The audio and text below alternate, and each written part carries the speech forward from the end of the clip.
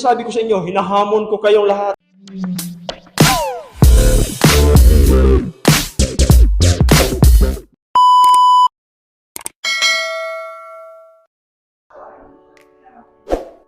Yo. Ayun na naman tayo guys. Salamat mayroong tumanggap ng hamon natin. Diba? Salamat.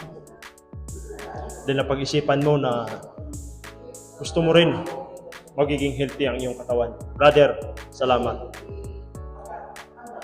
Alam ko, lahat ng yan, magbubunga yan. Patuloy lang. O, di ba? May tumanggap sa aking hamon. Kayo, ano pang inihintay nyo? Kung kailan pa, huli na ang lahat. Kung ako sa inyo, buhat na kayo, mag-gym na kayo, o kaya mag-basketball kayo, mag-jogging na kayo. Para magiging healthy naman kayo. Paulit-ulit na lang natin itong sinasabi sa inyo.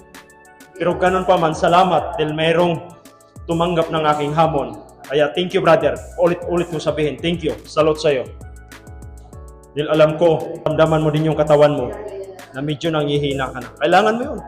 Huwag kang gumaya sa iba dyan. Yung iba dyan, inom ng inom, tapos nagre-reklamo. Pabira, lumalaki na ako. Ganun, lumalaki na. Diba? Sino may kasalanan? Ikaw. Tapos ngayon, sisihin mo yung sarili mo. Diba? Wala ka talaga. Wala ka sa ayos. Iba naman, lamon ng lamon. Pabira, lumalaki na yung bilbil ko. O paano? Wala kang disiplina sa sarili mo. Diba? Yun yung katotohanan na talagang hindi mo masolve dahil ikaw ang may problema. Tama? Diba? Kaya sinasabi ko sa inyo, hinahamon ko kayong lahat.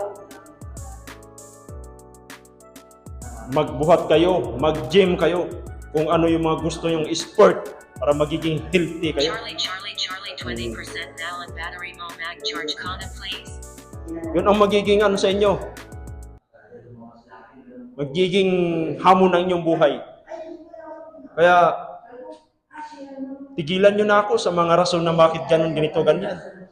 Dahil hindi ko naman kasalanan yan, kundi kasalanan nyo, di ba? Yun ang magiging rason doon. Kaya walang ibang masisisi kundi ang sarili nyo.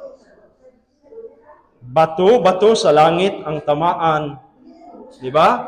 Huwag magalit. Dahil yun ang katotohanan. Real talk yun. Ano pa bang hinihintay nyo? Sugod na. Di ba? Ayan o. Laki ng gym mo, di ba? Ano pa bang hinihintay nyo? O, di ba? Sugod na.